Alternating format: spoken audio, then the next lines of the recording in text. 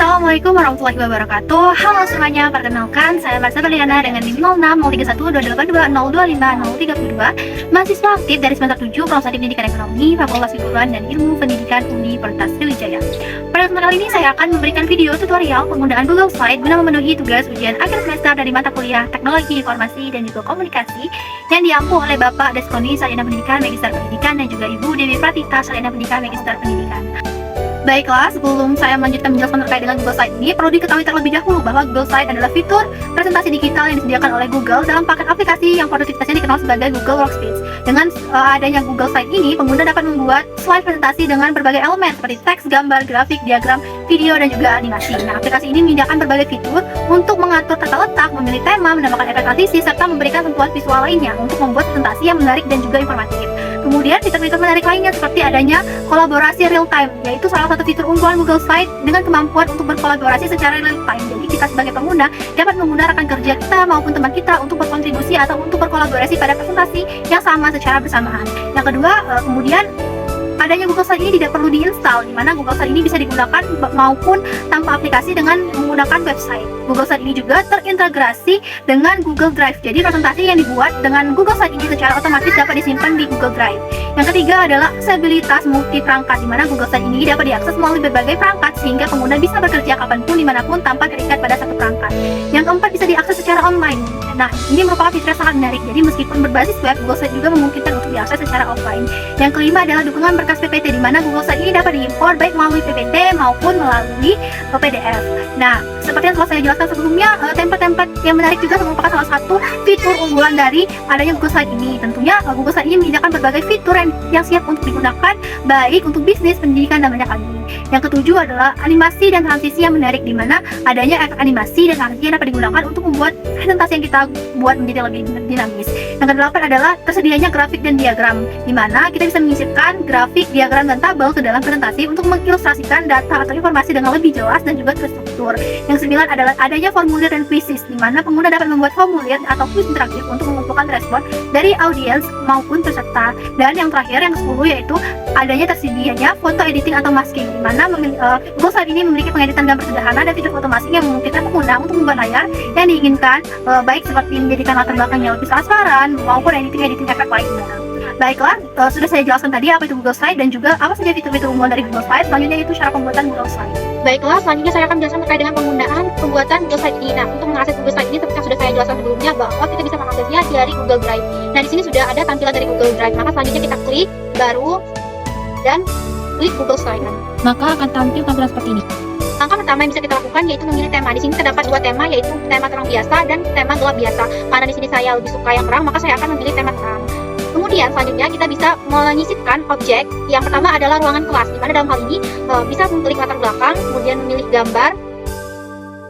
Nah, di sini teman-teman bisa melihat beberapa gambar, bisa melalui upload, di mana file tersebut sudah ada di perangkat masing-masing. Bisa dengan Google Gambar, yaitu dengan mencari terlebih dahulu gambar yang dibutuhkan seperti dinding.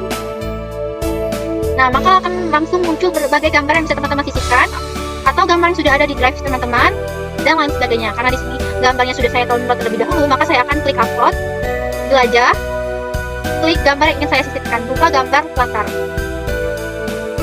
Kita tunggu proses loading dari Google Drive-nya sendiri. Klik selesai.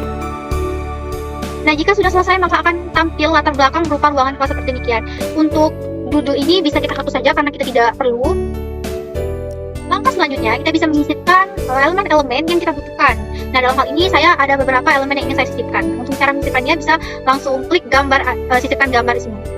Dan di sini juga ada beberapa pilihan di mana teman-teman bisa mengupload dari komputer, di mana apabila gambar tersebut sudah ada di dalam laptop atau perangkat teman-teman, bisa juga dengan cara seperti tadi, yaitu dengan menelusuri internet, mencari atau membrowsing gambar-gambar yang sudah tersedia di internet, atau melalui Google Drive dengan foto ataupun URL, atau langsung dengan kamera. Karena tadi gambarnya sudah ada di file perangkat saya, maka saya memilih upload dari komputer. Nah, di sini saya ingin menyisipkan gambar papan tulis. Jika tampilan gambarnya sudah tampil, maka teman-teman bisa merapikan saja posisi papan tulis yang diinginkan. Nah, untuk gambar-gambar lainnya juga lakukan hal yang sama, gambar, sisipkan, lalu pilih gambar yang diinginkan. Misalnya di sini adalah gambar guru. Kemudian tempatkan pada posisi yang diinginkan. Nah, apabila teman-teman ingin menyisipkan teks, bisa klik ikon kotak teks. Buat kotak, lalu ketikkan tulisan yang ingin teman-teman tampilkan. Seperti di sini saya ingin menuliskan materi pada hari ini, yaitu persamaan dasar. Untuk merubah tulisan bisa melalui halaman ini, di mana sini kita bisa merubah ukuran tulisan, kemudian jenis tulisan, terus bisa juga beberapa format lain seperti bold, kemudian dimiringkan, digarisbawahi, ataupun rata kanan, rata kiri, bisa juga ada butir, dan juga jarak antara baris juga bisa kita sisipkan, dan beberapa fitur-fitur lain yang bisa kita gunakan dalam teks ini. Kemudian kita rapikan saja sesuai tempat yang kita inginkan.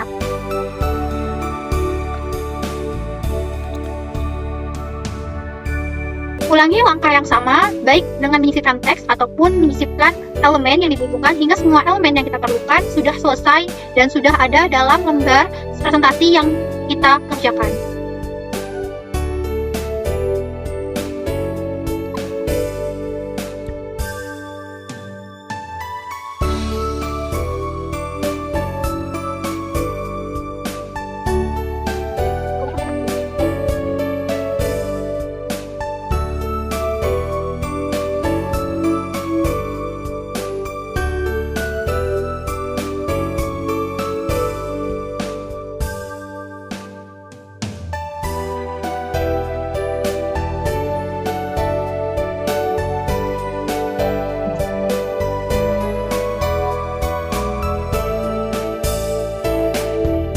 Jika semua elemen ataupun gambar yang kita perlukan sudah tersusun dalam font seperti ini, maka langkah selanjutnya adalah mengisipkan link yang akan otomatis tertaut di dalam setiap gambar.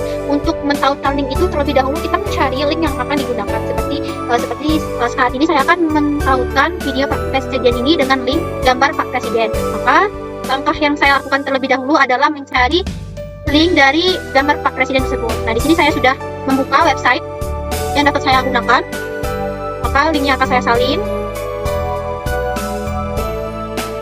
Pada lembar worksheet saya ini, maka saya klik tautan, kemudian paste link yang sudah saya dapatkan dan terapkan.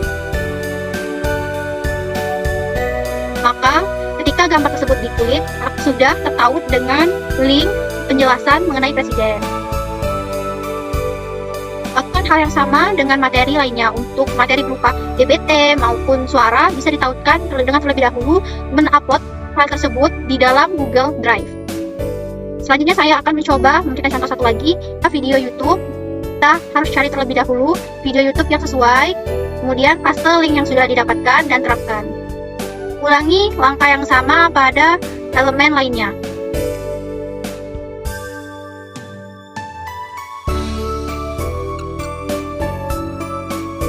Jika semua link sudah ditautkan, maka setiap elemen ini sudah memiliki linknya tersendiri seperti ini.